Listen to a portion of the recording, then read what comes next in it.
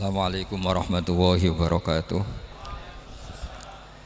Bismillahirrahmanirrahim.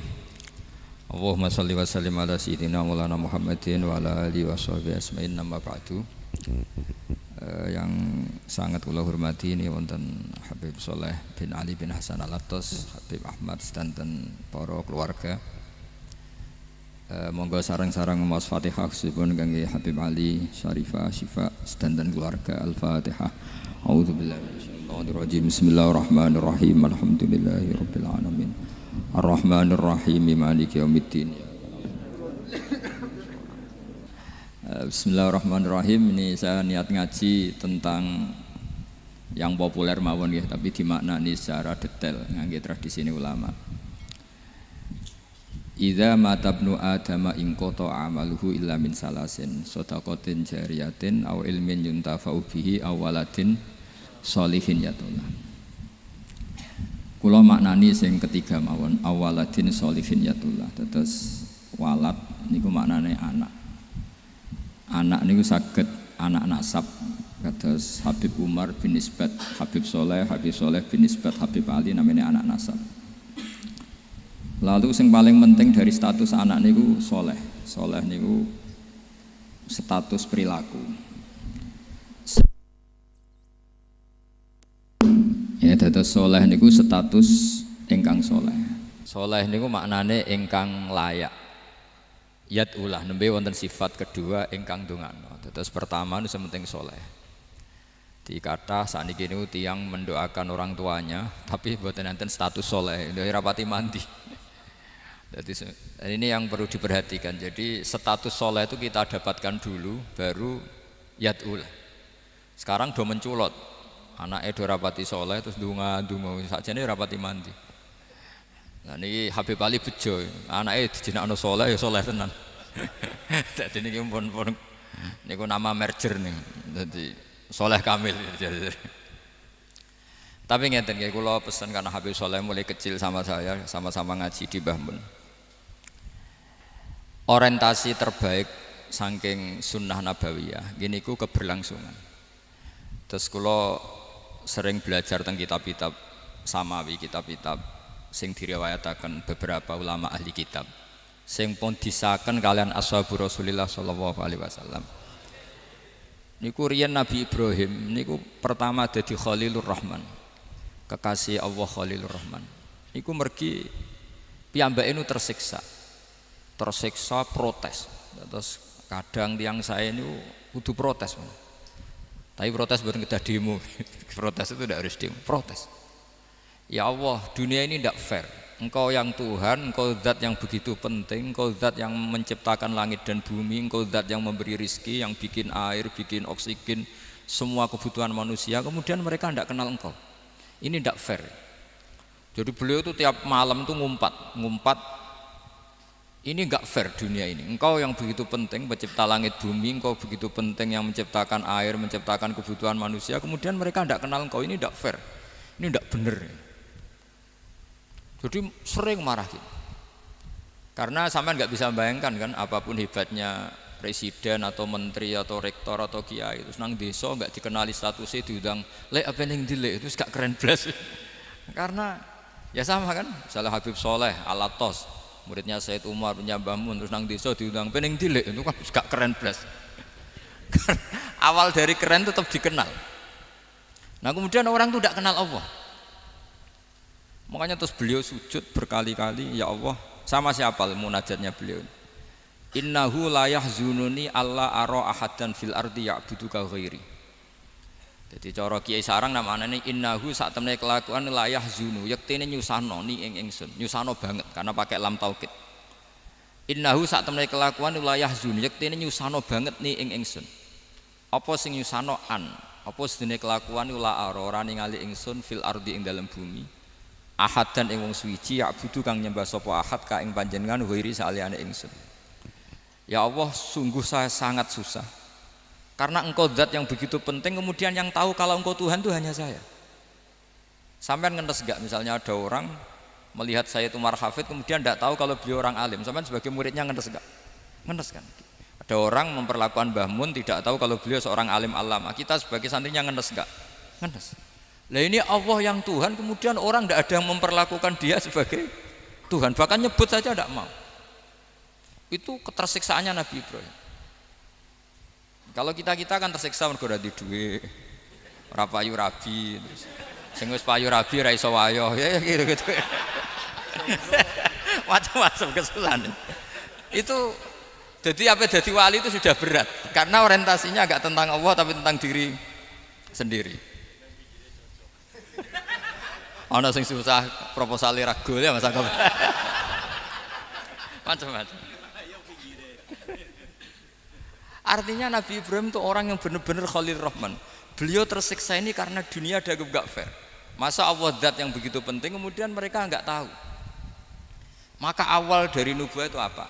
Menaukan al-i'lan, mempermaklumatkan Allah di alam raya ini. Makanya enggak ada nabi kecuali memaklumatkan diri. Saya dulu awal-awal Habib Soleh mau nyai saya bilang, orang alim itu harus ngaku kalau alim. Habib juga harus ngaku kalau Habib. Yang orang miskin enggak usah ngaku sudah konangan.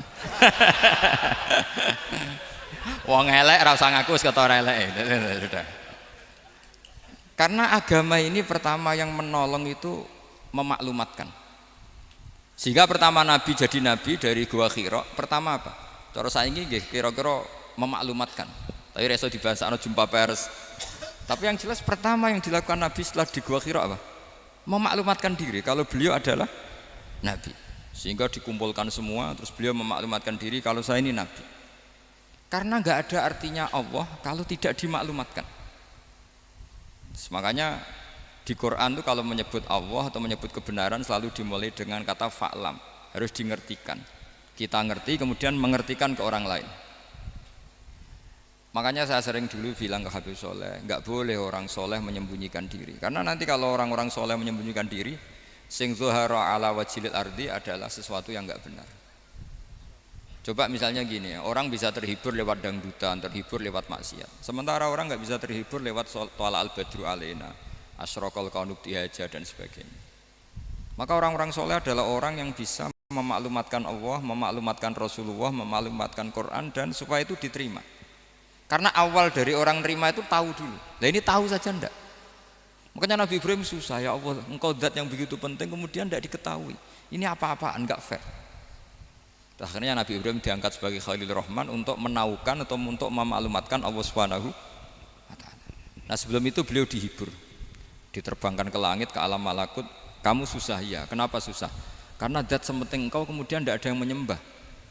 Terus dijak ke alam malakut, ditunjukkan sekian juta malaikat, sekian ribu malaikat, semuanya membaca tasbih takbir. Ibrahim senang. Oh ternyata sing seneng jenengan banyak. Loh, coba kalau kita punya kiai kayak Mbah Mun, semakin yang seneng banyak kan semakin kita senang. Kalau nggak ada yang tahu kan kita tersiksa. Makanya ini penting sekali ya. Jadi pertama agama ini seperti ini tuh barokahnya dingertikan, dimaklumatkan.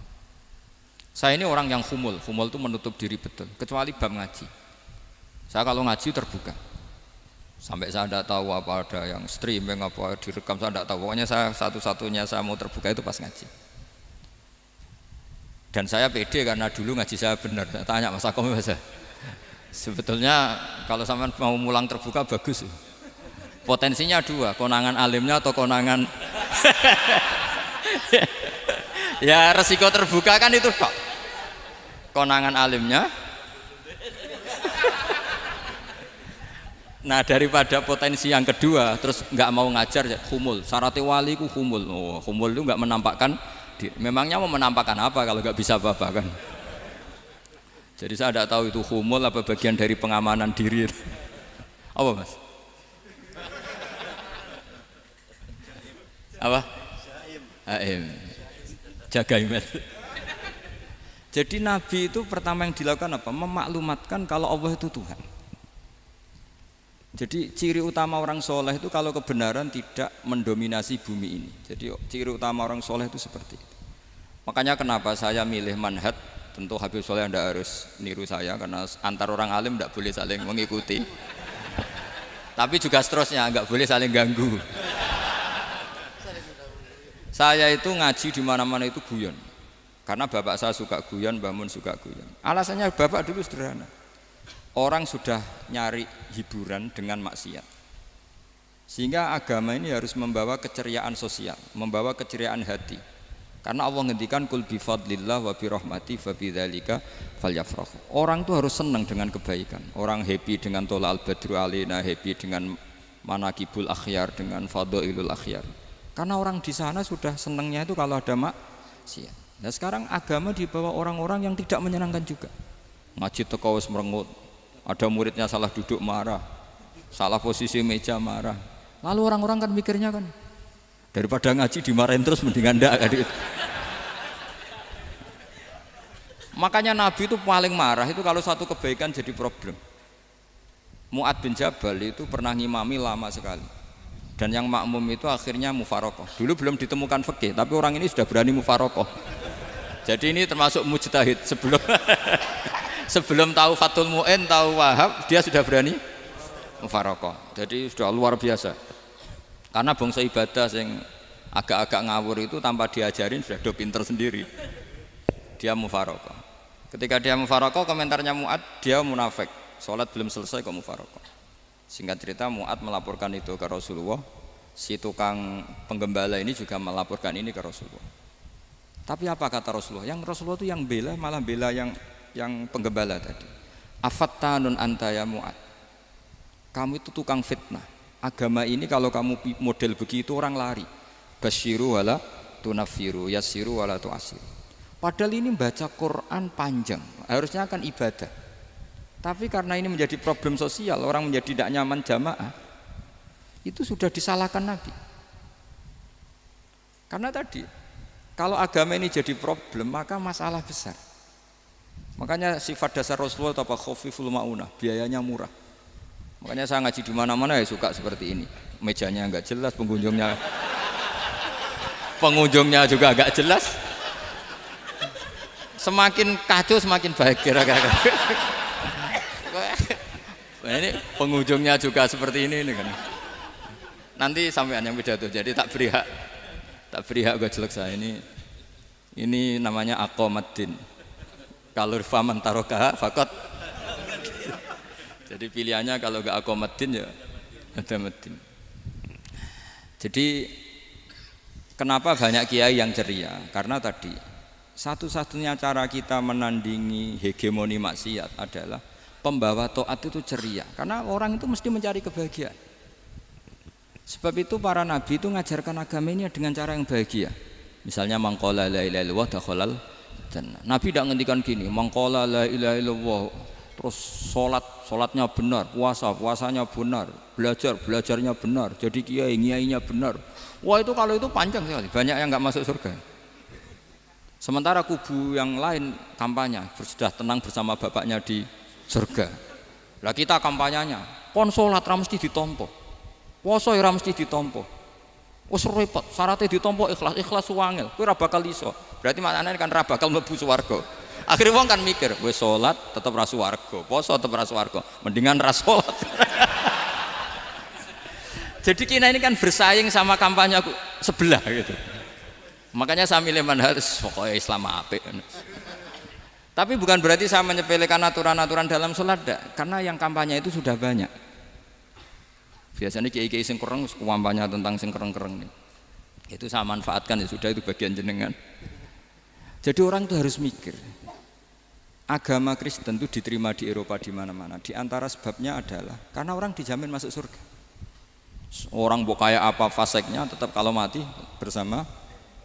Kita enggak, sudah kiai, sudah mulang terus masih didoain. Semoga amal baiknya diterima, amal buruknya masih ngeper apa? Dan itu santri saya nanti kalau ziarah saya tuh ya Allah ampuni Gus Bah ampuni. Itu kan ngenyek orang itu maksudnya. Maksudnya bukan, makanya saya pernah ketemu orang yang berfaham Wahabi. Dia nuduh kalau orang doa ke mayit itu minta sama mayit. Saya bilang, saya saja yang jadi mayitnya enggak siap. Kok bisa? Doanya itu doa ngeper. Masa sama gurunya bilang gini, Allahumma in kana muhsinan fazid fi ihsani wa in kana musian. Masa gurunya ditaklek? Jadi dia tidak yakin betul kalau gurunya muhsin. Masih ditaklek, jika guru saya baik maka gini ya Allah, jika guru saya buruk maka gini. Loh saya tuh gak pernah doain Mbah Mun gitu. Tak anggap gak sopan. Jadi kalau saya berdoa, ya Allah, jenengan idzihi jenengan balas lah. Idzihi anna anil muslimina khairan katsira. Wa antal ghafurur rahim wa anta gitu. Saya enggak tega muni wa ingkana musian. Jadi kayak ada sopan. Loh kalau aku yang mati sapi lagi. Tak balik malah. Ingkana musian. Malah ada terusannya bahwa kadalik. Jadi makanya mereka kan sering pakai dalil. Andai kan tradisi itu benar, maka yang paling pertama melakukan itu sahabat. Selalu mereka berargumentasi, kalau itu tradisi yang benar, maka pertama yang melakukan itu sahabat. Ya gak mungkin sahabat masa bilang ke Nabi ingkana. Bisa kafir berat kan? Masa kesolehannya? Loh, andai kan Abdul Qadir wafat di mana ini ngomongin? Beduk. Saya tidak akan berdoa seperti itu. Oh bisa marah Abdul Qadir Jailani. Masa kesalahan beliau di ingkana musinan sama ingkana musian. Jadi orang tuh harus mikir. Jadi saya dengan bukan berarti Gus Bak bid'ah menciptakan doa baru. Ini bukan urusan menciptakan. Orang yang punya sopan spontan seperti itu. Ini bukan urusan modifikasi doa Anda. Makanya kenapa para nabi itu tidak disolati dengan cara seperti itu, langsung assalamualaikum ya Rasulullah, assalamualaikum ya Abu Bakrin, assalamualaikum ya Umar. Enggak mungkin kita mengatakan ya Abu Bakrin, ya Allah ingkana. Masa Abu Bakar di ingkana? Kalau dia bukan kalau beliau ashabu Rasulillah pasti orang Sayyid itu dzurriyyatu Rasulillah pasti al-tahirin al-mutahharin. Guru-guru kita ini guru-guru kita. Jadi tolong doa itu. Nah, kalau terpaksa doa wa in kana musian, anggap saja hafalnya hanya itu, tapi jangan dijiwai, apa? Jangan apa? Dijiwai. Kalau ditanya, "Lho Gus ini orang soleh kok doanya wa in kana musian?" Itu kan guru jenengan, apalku ikut tok. Tapi ora usah dimaknani, apa? Karena sekali dimaknani nanti kan. Jadi ini urusan etika, urusan rasa. Saya teruskan ya, karena jadi saya mohon sekali, apa-apa itu ada aturannya. Ada aturannya. Ya tentu kita ikut masal saja. Semua selain Nabi, selain para wali kita enggak apa-apa doa wa ingkana musinan, ingkana musian. Tapi di hati kita sebetulnya ketika mengatakan ingkana musian itu cara Jawa hanya rapalan. Rapalan itu ya sudah ngomong saja, tapi enggak usah apa? Enggak usah dijiwai ya. Yang dijiwai kita adalah sifat ghafurnya Allah. Bukan status mayitnya, tapi sifat ghafurnya Allah. Karena kata musik itu kan enggak nyaman. Makanya Nabi itu hebatnya Nabi, ya tentu karena bentukan Allah Subhanahu wa taala. Adabani Rabbi fa ahsana ta'dibi. Itu kalau nyifati tentang keburukan orang mukmin itu diikutkan sifat ghafurnya Allah. Jadi misalnya gini, kalimatnya liyukaffirallahu anhum aswa alladzi amil. Atau sebagian ayat misalnya wa yukaffiru anhum sayiatihim. Jadi sebetulnya kalau terpaksa mengatakan orang itu buruk, itu sebenarnya dari Allah dulu kita mengatakan Allah itu zat saking baiknya itu mengampuni salahnya seseorang. Jadi nyifati Allah dulu, Allah saking baiknya itu mengampuni salahnya orang-orang baik. Karena orang-orang baik juga manusia, Ustadz juga. Tapi lebih ke nyifati ke Allahnya. Kalau kita kan enggak, lebih tertarik nyifati mayitnya. Sehingga kita di hati itu mayit iki ra tak jalukno sepuro tuntas kayak gitu. jadi kalau di Quran tidak seperti itu. Jadi kita lebih mensifati Allah itu Ghafur, Afuwun Karim. Makanya seperti doa-doa kita kalau Ramadan begini, Allahumma innaka afuwun karim tuhibbul afwa, baru bakas fa'fu anna. Jadi ada aturannya. Meskipun ilmu ini agak jelimet, tapi bagi ahlinya ini ma'ruf. Kalau sampean enggak paham berarti enggak ahlinya. Jadi ilmu ini agak jelimet, tapi ma'ruf. Nah, sehingga Rasulullah kalau kita meyakini syafaatu Rasulullah SAW, itu cara berpikir harus kita balik. Misalnya begini, wong Islam nakale ngono, penggaweane maksiat kok disyafaati Kanjeng Nabi kurang penggawean. Caranya berpikir jangan gitu. Kalau gitu kowe mari mangkel, wong nakale ngono kok untuk syafaati Kanjeng. Tapi cara berpikir gini, Syafa'atu Rasulillah itu wasi'ah, luas sekali. Syafa'atu Rasulillah ghairu munhasirah, tidak terbatas. Syafa'atu Rasulillah itu lebih sakti ketimbang dosanya umatnya. Semua ulama dulu kalau nyifati Allah juga gitu. Allahumma misalnya, maghfiratuka awsa'u min dzunubina. Ya, yang misalnya yang pakai mutakalim ya Allahumma maghfiratuka awsa'u min dzunubi wa rahmatuka arja inti min amali. Jadi jangan kitanya dulu. Kalau kitanya dulu kan nyifati kita dosa banyak. Itu sama ndak usah ngaku, sudah tahu semua. Tapi nyifati pertamanya apa? Allahumma maghfiratuka awsa'u min dzunubi wa rahmatuka arja inti min amali. Sehingga dari nyifati maghfiratullah yang wasi'ah, yang tidak terbatas, kemudian kita sah mengatakan bahwa ahlul maksiat pun mungkin atau berhak dapat ampunan. Sama, syafa'atu Rasulillah itu ghairu munhasirah, syafa'atu Rasulillah itu wasi'ah, sehingga sahlah riwayat syafa'ati li ahlil kabair min ummah. Itu bukan menyangkut melegalkan kabirah, bukan menyangkut mengesahkan orang Islam dosa besar, karena nanti dapat syafaatnya Rasul. Cara berpikir jangan gitu. Nanti kamu mentasjek, memberanikan orang melakukan maksiat berdasar iktimat syafaati Rasulillah. Itu jangan gitu cara berpikir, dibalik apa? Syafa'atu Rasulullah awsa'u wa awsa'u. Sangat luas. Sehingga saking luasnya sampai yang tukang maksiat saja kebagian. Sama, rahmatnya Allah Ta'ala itu wasi'ah. Rizkinya Allah ya wasi, sampai wong nganggur ya iso mangan ngono. Lah begitu juga rahmati Allah Taala itu wasiah, sampai wong sing sumpek utange akeh ya iso guyu ngono.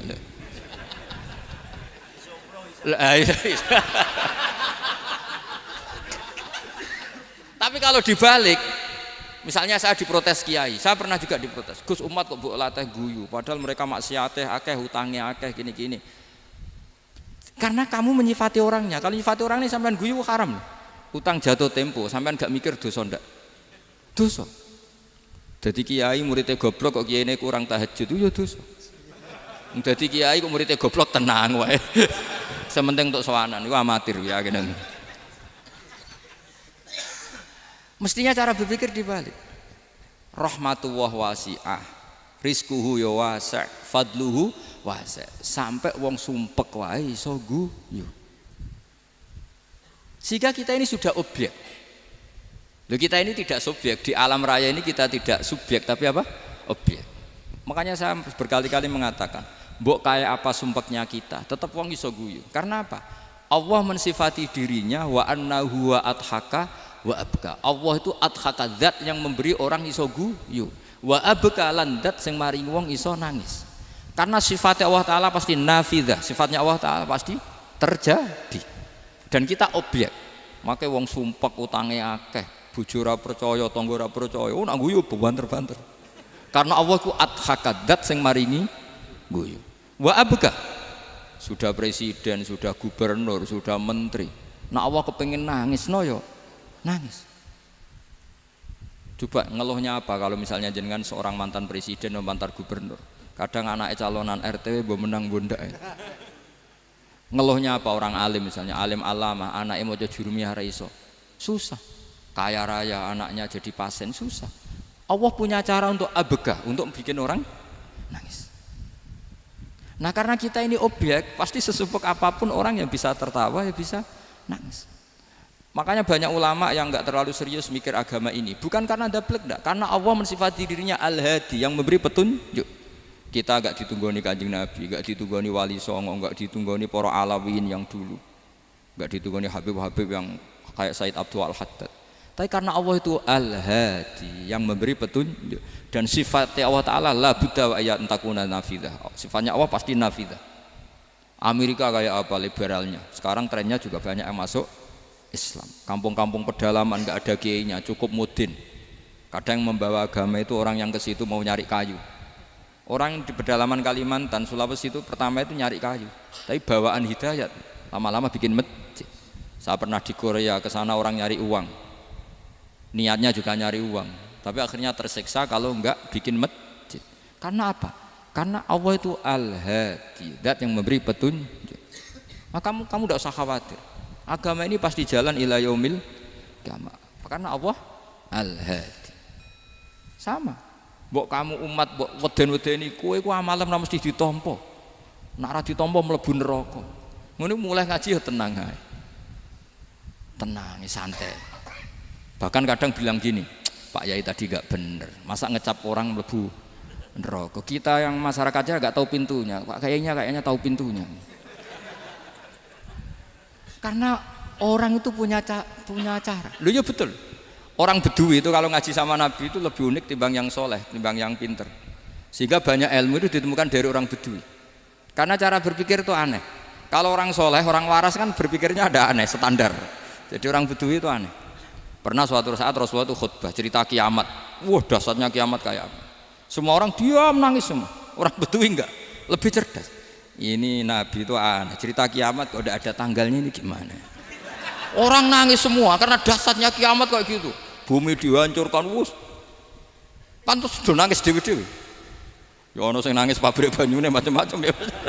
Ini kalau kiamat gimana ini perjalanan air kemasan saya kan orang mikir mikir dewi-dewi gitu. Tapi ini enggak.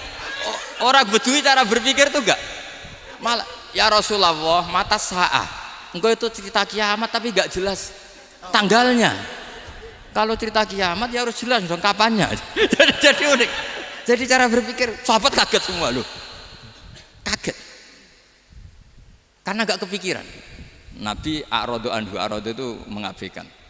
Banyak sahabat yang menganalisis lam yasma kan. Nabi memang gak dengar sehingga mengabaikan. Ada yang analisis lagi sami'a wa kariha. Sebenarnya Nabi dengar itu gak berkenan karena tengah-tengahnya khutbah kok tanya.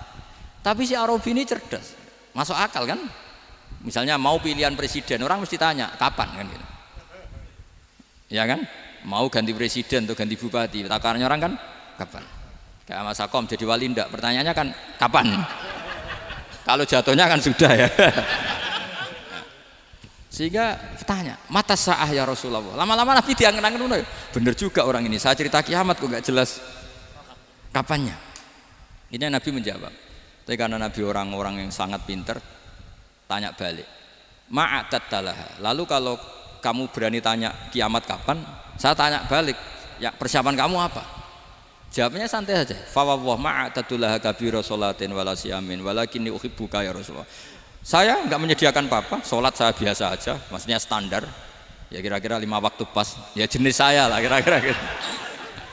Wala kabira siyamin, dan saya puasa ya standar saja pas.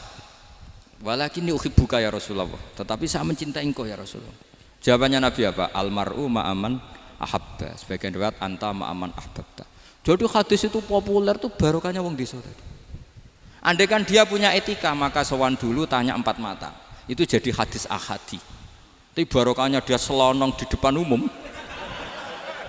Zaman Nabi khutbah itu jadi hadis mutawatir. Jadi kadang barang baik itu barokahnya orang yang enggak baik. Maksudnya su'ul adab. Tanya gitu kan su'ul. Tapi itu barokah. Akhirnya hadis itu mutawatir karena didengar ribuan sahabat yang mendengarkan khutbahnya Rasulullah.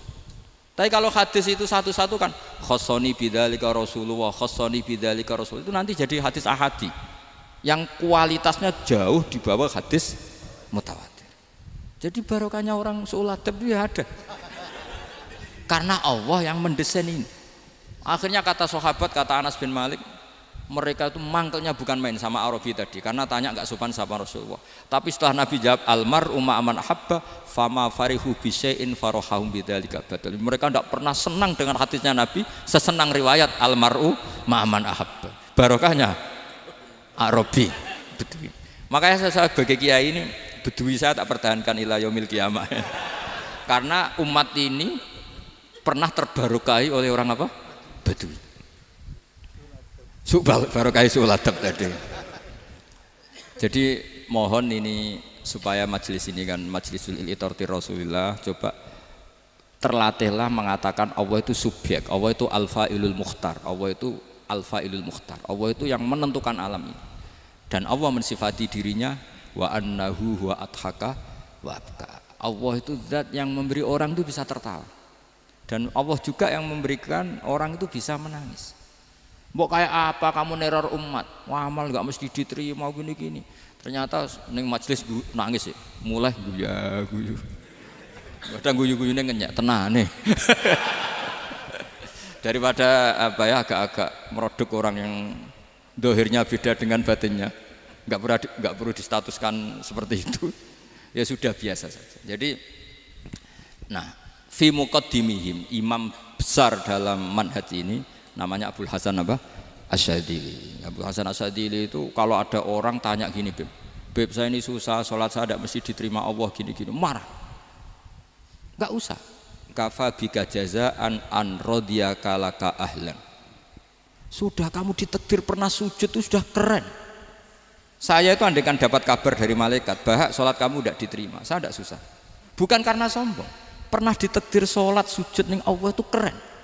Kayak apa malunya kita ketemu Allah kemudian kita di bumi tidak pernah sujud. Makanya cara Abul Hasan Asyadzili kowe ora usah mikir salatem ditampa ta ora usah mbok mikir. Kowe ditakdir tahu sujud itu hebat. Kafa bika jazaan an radiyaka laka ahlan. Cukup kamu mendapat balasan dari Allah, kamu pernah ditakdir sujud. Gak perlu ngaji alim alama, nggawa sawi ngalor ngidul jalalain keren. Paling gak malaikat pernah melihat kamu, wah nggawa tak kitab kuwedi. Gak penting pahammu gak penting. Karena wis ra bakat paham ngono, Mas. Jadi Abul Hasan Asyadzili adalah orang yang dan itu Al-Hasani ya, dan itu Al-Hasani. Makanya macam-macam kita yang Al-Husaini sudah kita punya Faqih Muqaddam, punya banyak. Di Al-Hasani yang paling populer diantaranya adalah Abul Hasan Asyadzili. Beliau tuh kalau ngendikan sesuatu itu positif terus. Termasuk itu ketika ada orang resah sholat saya diterima ndak, kata beliau, wes kowe sing sempurna, ditakdir tahu sujud. Saya itu sebetulnya kadang-kadang miris, wes sholatku tompo ta ora, tapi saya sangat sadili. Sangat-sangat sadili. Saya enggak pernah berdoa, ya Allah, ibadah kami jenengan terima ndak, karena takut kalau doa gitu keterusan itu terus ditompo ora ya. Akhirnya keterusan gitu. Akhirnya ngenes. Masa orang pernah sujud ngenes? Lama-lama gini setan masuk. Apa artinya saya sujud ternyata enggak diterima? Lho wong kawula kok iskal tentang pernah sujud. Itu kan ibarat gini, kamu ngasih uang sama orang tua kamu, misalnya Habib Soleh ngasih uang Habib Ali, terus apa artinya tak kasih, kemudian beliau tidak terima kasih, itu kan lucu. Terima kasih tidak terima kasih, seorang anak ngasih orang tua itu keren. Makanya saya bangga dengan Habib Soleh ketika beliau mengumrohkan Habib Ali, sudah mendaftarkan haji Habib Ali. Enggak usah mikir diterima apa enggak. Wes keren, itu sudah perilaku yang keren, yang hebat. Makanya saya sering ada orang mau cerai tanya saya, Gus saya ini cerai gak, istri saya kurang ajar gini. Gak usah. Tapi bojo kula judes. Uang di bojo iku wis keren, paling gak kowe ra darani jomblo.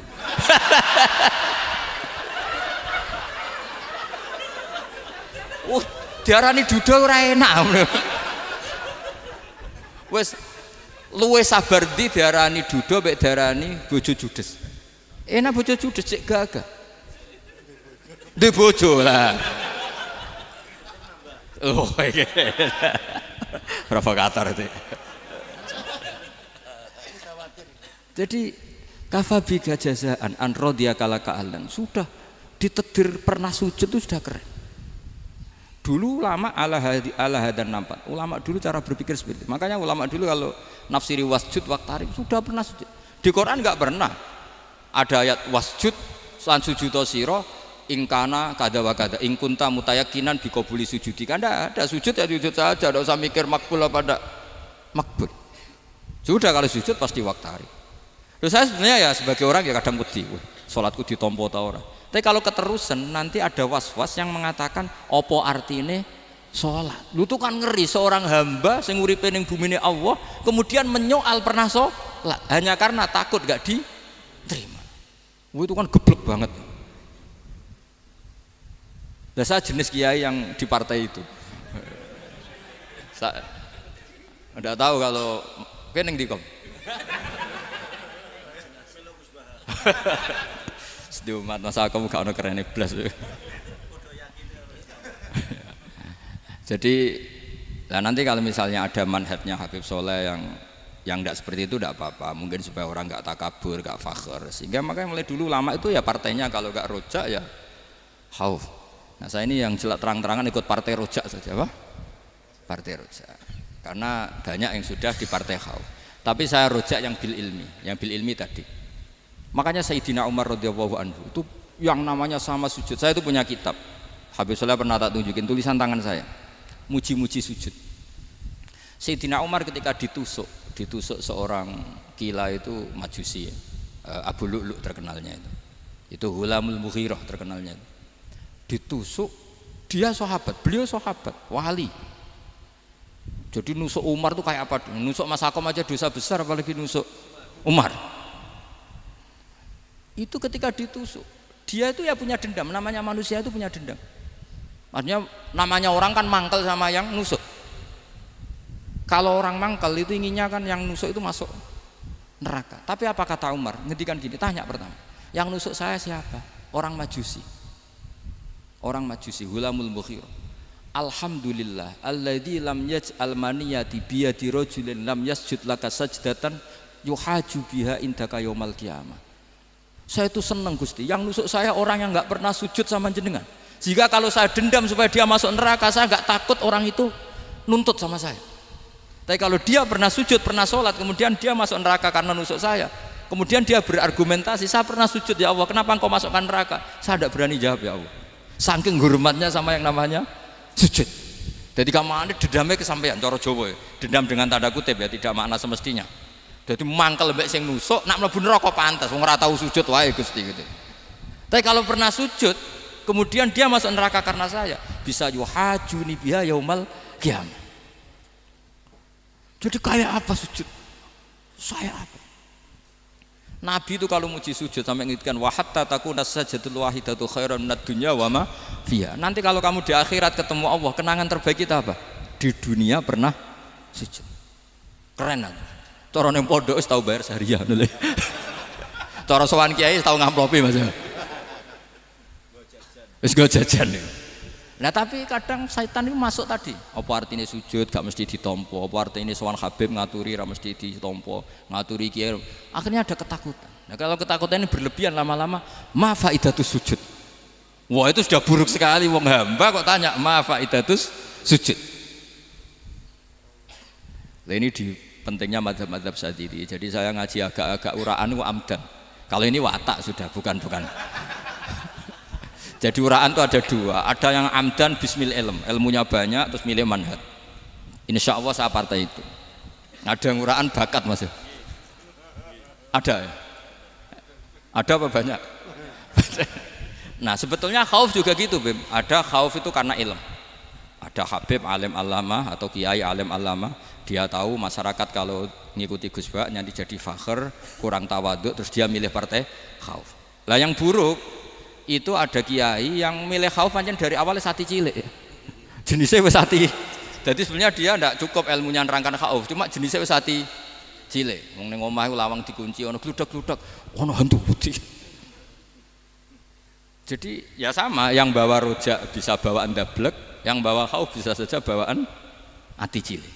Nah kita ingin yang bawa rojak ya bismil ilm, yang bawa khauf juga bismil ilm.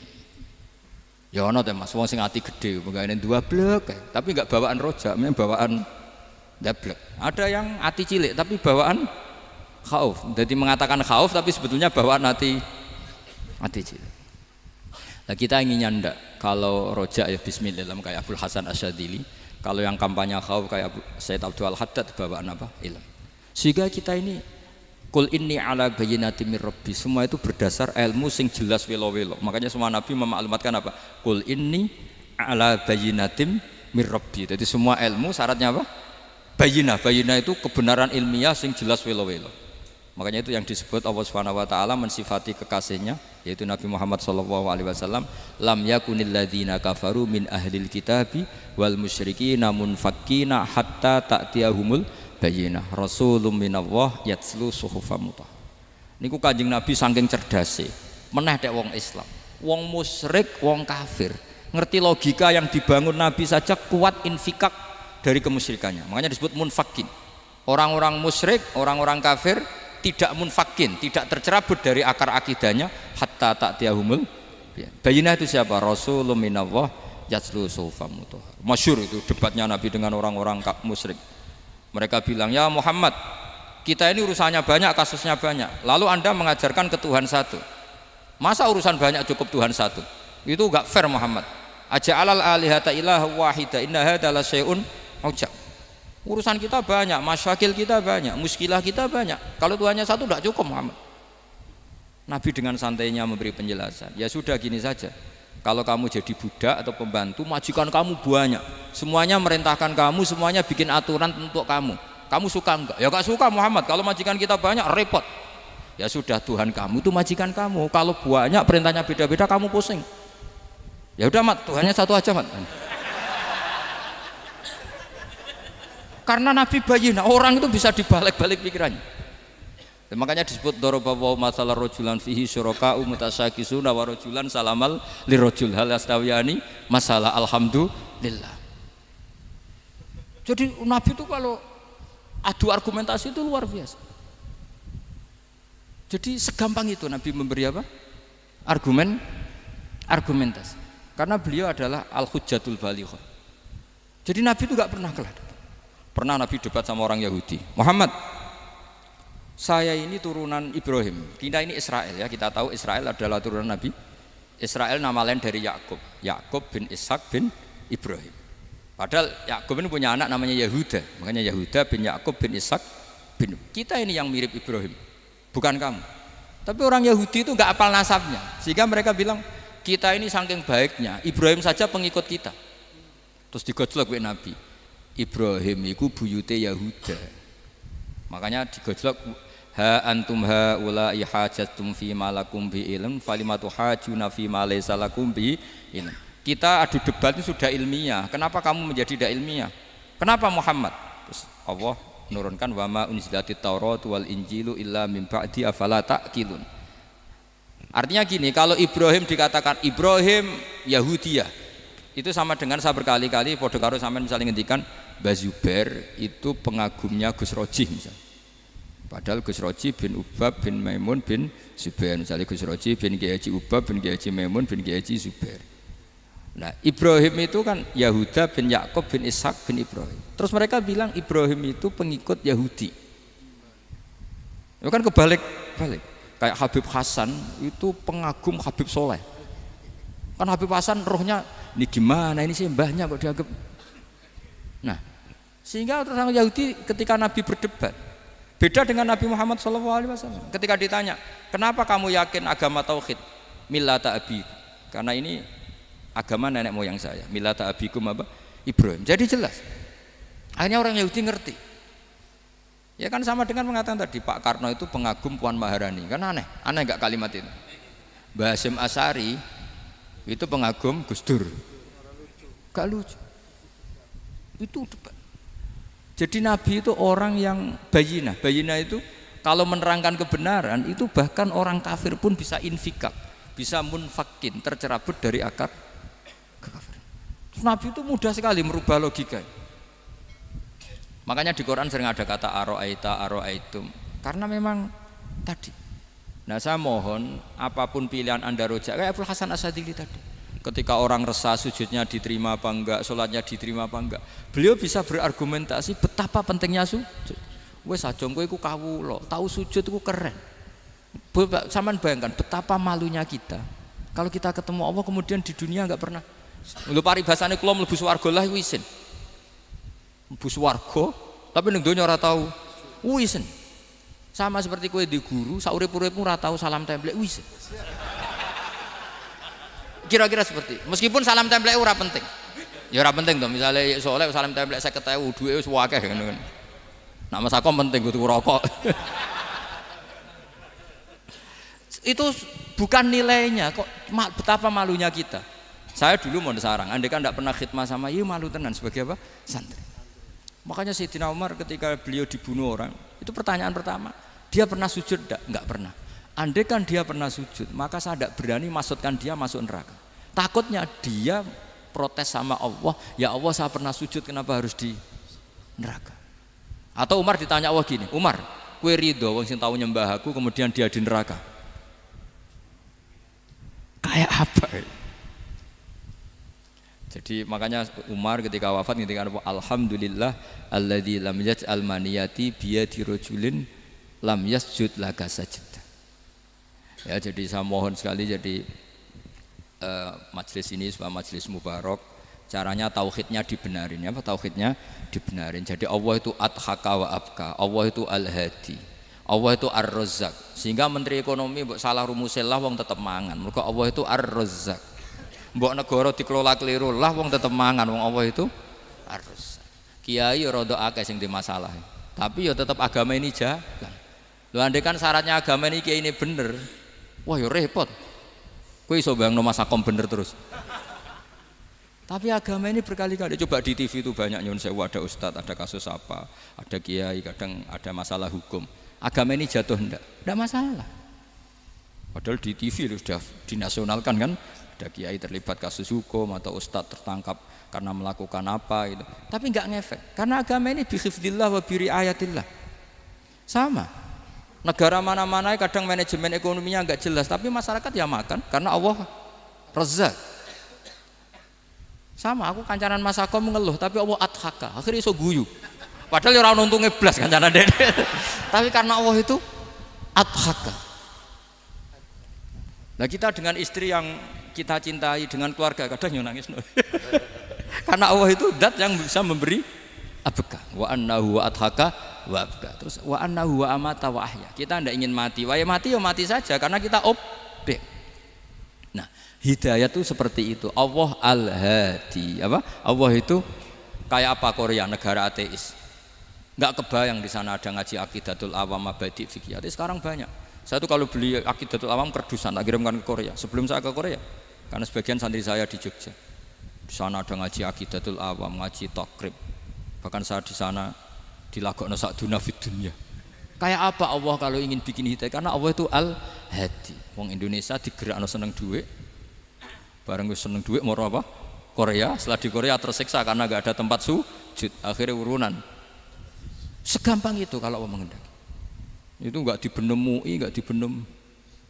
Karena Allah al-hadi. Jadi saya mohon sekali tauhid ini dibenerin dulu. Allah tetap al-fa'ilul mukhtar, apa? Al-fa'ilul mukhtar. Sehingga Allah mensifati dirinya adhaka.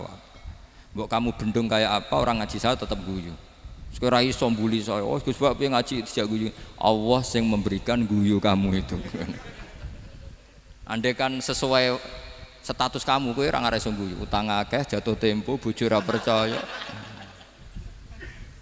Gede-gede ya, kayak paham. Ya jadi ini tak isyatkan jenengan saya ini tadi bawa kitab Fathur Rahman di Thalibi Ayatul Quran, mau tak kasihkan hadiah ke saya itu Marhafid sebagai penyempurna karena beliau sudah Al-Husaini. Semoga ini dapat barokahnya Al-Hasani. Ini dikarang oleh zurianya Abdus Salam bin Masis. Abdus Salam bin Masis adalah guru dari Abul Hasan apa? Asyadili. Jadi kita tahu Sahibul Hikam Ibnu Athaillah As-Sakandari muridnya Abul Abbas Al-Mursi. Beliau muridnya Abul Hasan Asyadili. Beliau muridnya Abdus Salam bin Masis. Yaitu alami zada ini min dzurriyyati Abdus Salam bin Masis. Jadi ini Al-Hasani. Jadi ini sudah klub karena mulai dulu ya tradisinya gitu. Banyak sabaib ngaji barojak, bafadol. Nanti yang bafadol barojak yang ngaji Habib lagi. Seperti sanadnya Soleh di Sarang. Ya Soleh ngaji Mbah Mun. Tapi Mbah Mun ngaji Sayyid Alawi Sadat ya.